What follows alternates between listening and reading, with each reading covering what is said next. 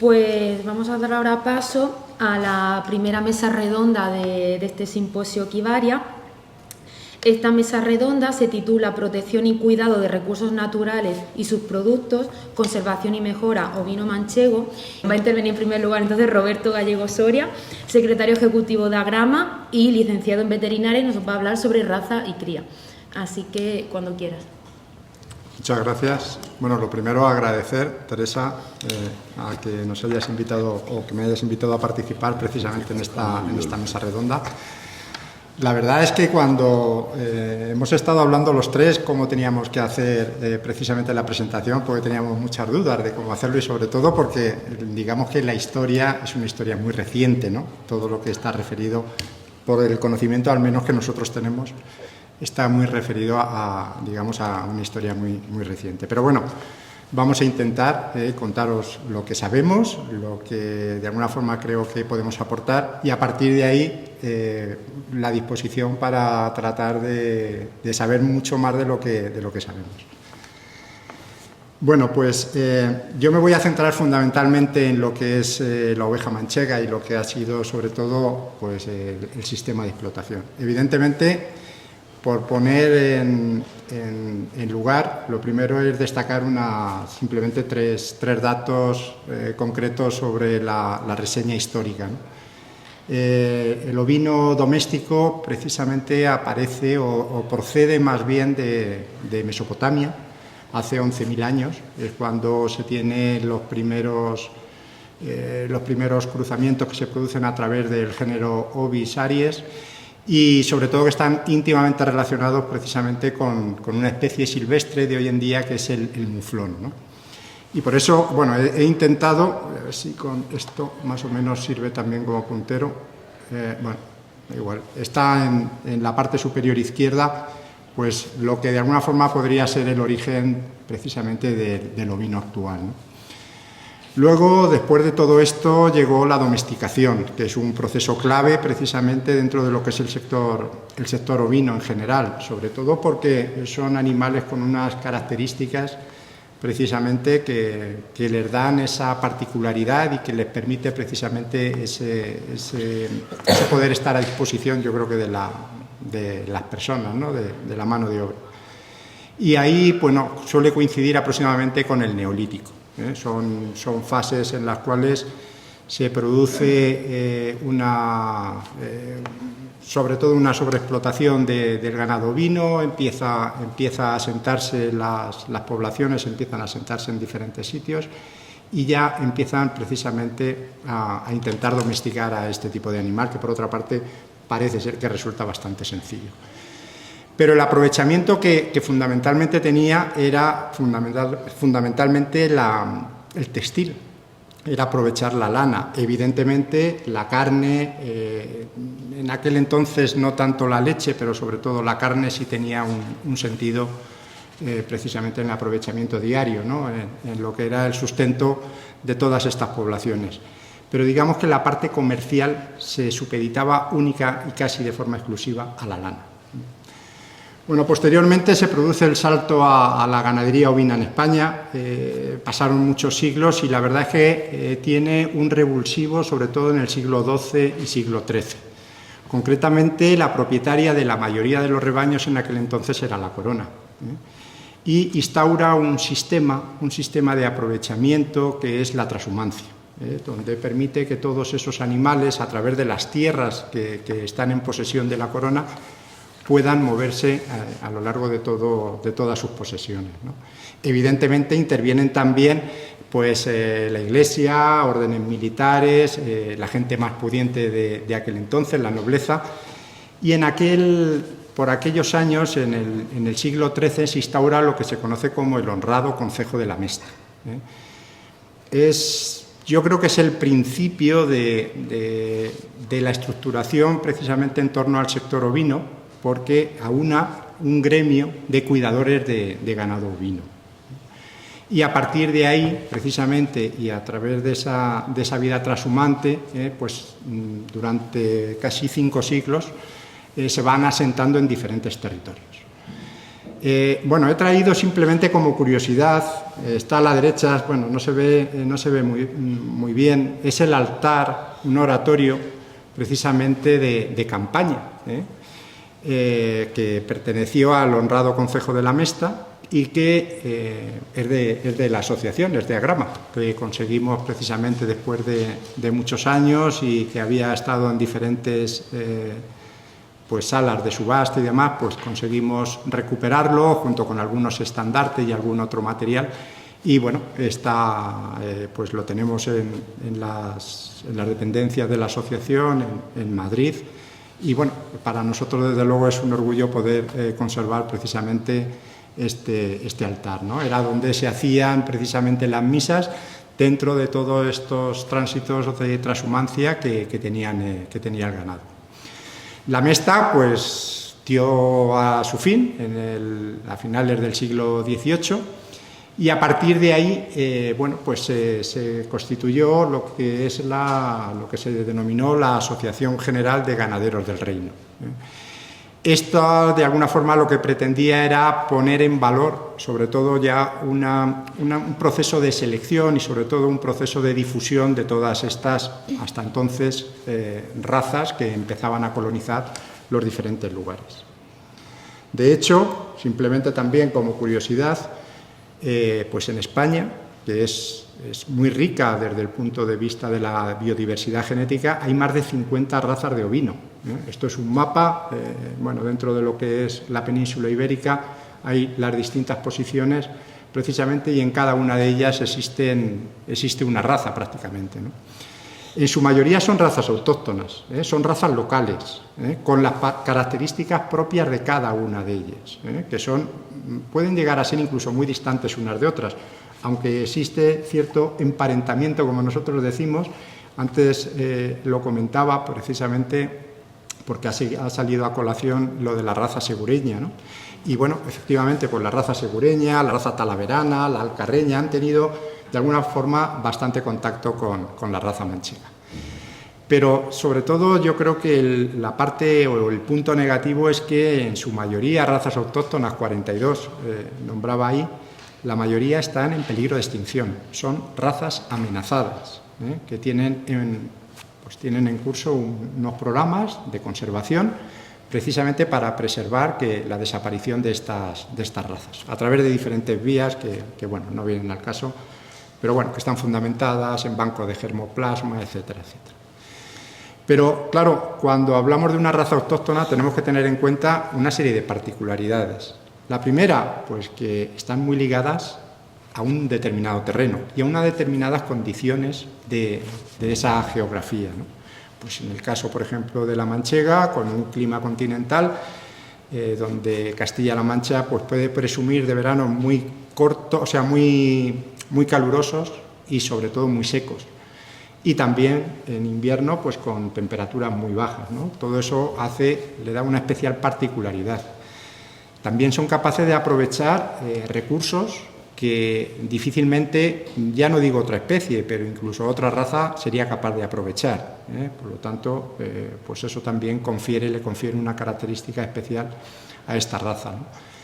Y luego hubo un estudio, lo digo también como curiosidad, que inició la Universidad de Salamanca, en el que establecía un trinomio entre lo que es precisamente el ganado, lo que está ligado al territorio y la persona. Ese vínculo, de alguna forma, lo que confiere es una capacidad cultural y sobre todo de tradición que podría poner en riesgo si se llegara a perder una raza, ¿no? Entonces, precisamente en base a todo esto es en lo que los recursos genéticos articulan sus posibilidades para tratar de preservar todas estas razas y con ello, por supuesto, los productos que de ella derivan.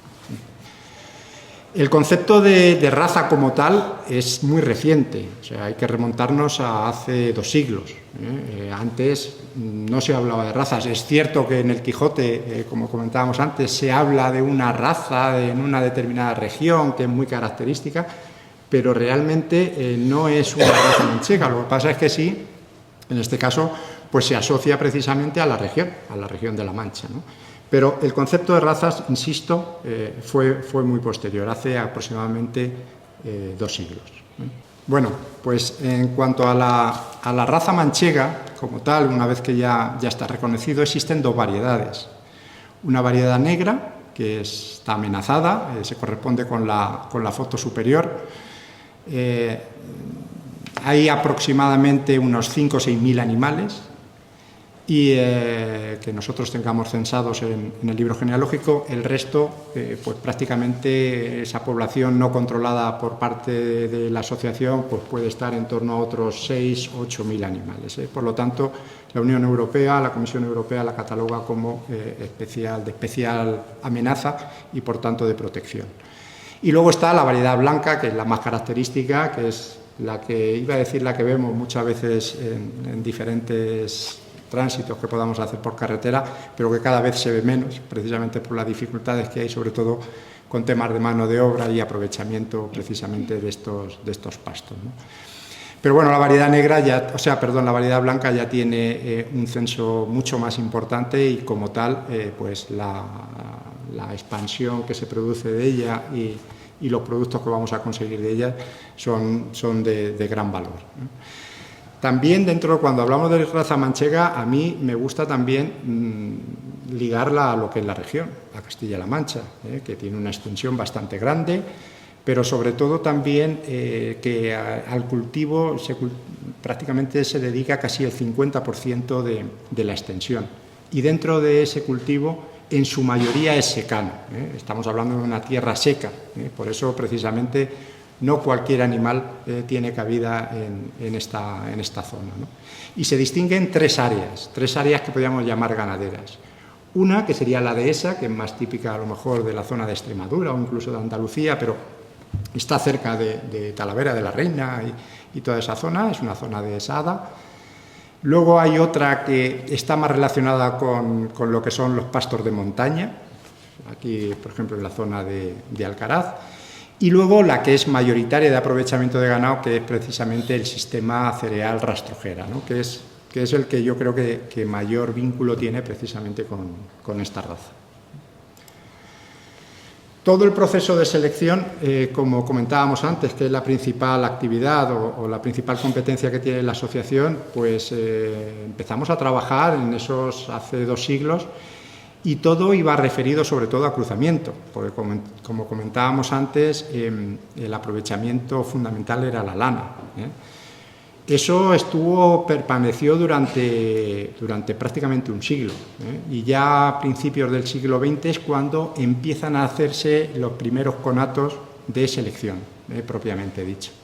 De hecho, bueno, pues se establece el primer control lechero, de control de la producción de leche, se establece a principios de los años 1900, ¿no? En una explotación aquí en Ciudad Real. Y bueno, y se empiezan a organizar ya a través de la asociación que nombraba anteriormente, de General de Ganaderos del Reino, se empieza a organizar certámenes ganaderos donde de alguna forma se concentren estos animales, y se empieza a trabajar sobre todo en los patrones raciales, en cómo se debería de diferenciar esta raza de otras coetáneas o otras cercanas que pudieran estar en esa zona, ¿no? Bueno, se suceden muchos, no quiero tampoco alargarme mucho en la presentación, pero se hace especialmente relevante sobre todo aquello que va encaminado a las medidas zoométricas, al control sobre todo de la producción. En el caso de la leche, que llegaba a producir 200 gramos diarios, en aquel entonces evidentemente era todo un reto, Y en los años 1920 hay varios certámenes ganaderos de índole general. En la Casa de Campo se organiza un concurso especial con 17 secciones, fundamentalmente desde el punto de vista morfológico. Y luego, pues todo esto de alguna forma tiene su punto de inflexión a través de la constitución de las estaciones pecuarias. Esto coincide con una que se crea a principios del siglo XX, en la estación pecuaria de Moncloa, que es la primera creación, y luego empiezan a crearse otras, porque desaparece la de Moncloa desaparece en la Guerra Civil, y empiezan a crearse otras precisamente de un índole más provincial y comarcal. La de Ciudad Real, que es la que va a asumir precisamente la selección de la oveja manchega, y la de Valdepeñas, que es comarcal y que se encarga de la selección de caracol. He traído, se ve muy mal, pero bueno, he traído simplemente una etiqueta donde se ve la cabeza de un caracol, y fue una etiqueta que estaba relacionada con el queso manchego. O sea, que a partir del rebaño que había precisamente se podía fabricar queso manchego entonces con leche de raza caracol. Es simplemente también como curiosidad. Empiezan los servicios de mejora ganadera que se impulsan desde el Ministerio de Agricultura, pero con la única finalidad, insisto, de establecer los patrones raciales dentro de cada ovino. Y aprovechando precisamente una feria que tiene lugar en Quintanar de la Orden, en la provincia de Toledo, en 1964, se constituye Agrama, se funda la asociación. Ahí se juntan una serie de ganaderos que ponen en valor precisamente el aprovechamiento de esta raza, y se fijan una serie de objetivos. Primero, el estándar racial, precisamente para saber lo que podía tener cabida dentro de lo que era el libro genealógico de la raza. Segundo, las bases de comercialización. Así tenían que establecer qué tipo de producciones eran a las que se iba a encaminar este tipo de oveja. ¿Por qué? Pues porque la raza manchega hasta entonces no podía presumir ni de lana, ni de leche, ni de carne. Entonces, de alguna forma se quería empezar con esa especialización. Y luego un tercer objetivo, que es posiblemente más importante dentro de lo que ha significado el desarrollo por lo menos del queso manchego, es un premio a la calidad de la leche. Ya se empieza a diferenciar esta calidad en base precisamente al reconocimiento que tiene la industria, donde quiere premiar a los ganaderos que le proporcionan esta materia prima para conseguir un producto de calidad. Empieza a desarrollarse la asociación y en este sentido hay un reconocimiento por parte del Ministerio de Agricultura como entidad colaboradora. A partir de ahí le hace una entrega efectiva de los libros genealógicos y se empieza a trabajar sobre el esquema de valoración de sementales, que es, digamos, la primera línea de selección propiamente dicha en la que vamos a trabajar.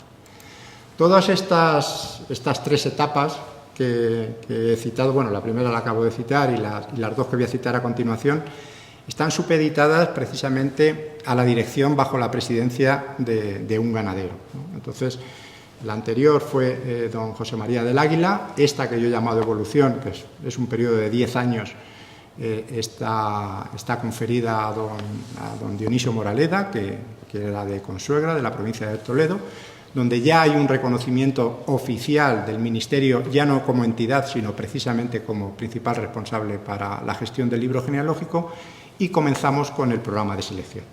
Comenzamos con controles de rendimientos, con inseminaciones artificiales, digamos, con todas las herramientas técnicas que nos ofrece la zootecnia para conseguir precisamente esa mejora en producción. Y por último, ya la tercera línea, que es donde, bueno, son 30 años en las cuales la presidencia recae sobre don Antonio Martínez Flores y donde se ha conseguido precisamente pues casi la consecución de la mayoría de los objetivos que habían previsto el ganadero. Muchas veces cuentan, precisamente como dato curioso, que hablaban de, bueno, cuando una oveja manchega llega a producir 100 litros o 120 litros, seremos capitanes generales. Bueno, pues producen muchísimos más actualmente y están en una situación, si cabe, más difícil que la que tenían entonces. Pero bueno, aún así, pues se ha mejorado mucho la producción de leche, se selecciona para resistencia a encefalopatías y también, precisamente, lo que era la modernización y la utilización dentro de lo que era una sala de ordeño. Pero bueno, ya como todo esto ha servido para poner, digamos, la parte de introducción de la ganadería o de los productos que ahora hablarán mis compañeros, pero no quería dejar pasar el tiempo refiriéndome a otra serie de virtudes o beneficios que aporta precisamente la ganadería ovina, que es precisamente de tipo económico, social y medioambiental. Creo que es la parte más importante y la que menos consecuencias ha tenido hasta ahora, pero de alguna forma ya empieza ese reconocimiento, ¿no? la cabida que tiene dentro de biodiversidad, sobre todo en el mantenimiento de ecosistemas. Hay que tener en cuenta que los animales en su salida al campo precisamente para consumir alimento, aparte del consumo que hacen, esparcen semillas o bueno, pues consiguen precisamente el rebrote que se produce de algunas de las plantas que hay en el campo. Mantienen la flora y la fauna de todos estos territorios. La prevención de incendios, que lo estamos oyendo ya mucho en estos últimos años, ¿no? Pues un animal, una oveja, se llega a comer 3 kilos de pasto, 3 kilos de pasto seco, con lo cual pues imaginemos lo que es capaz de consumir diariamente. Fija la población rural y sobre todo, bueno, pues los productos de calidad diferenciada que ahora ya les comentarán. Y por mi parte nada más. Muchas gracias.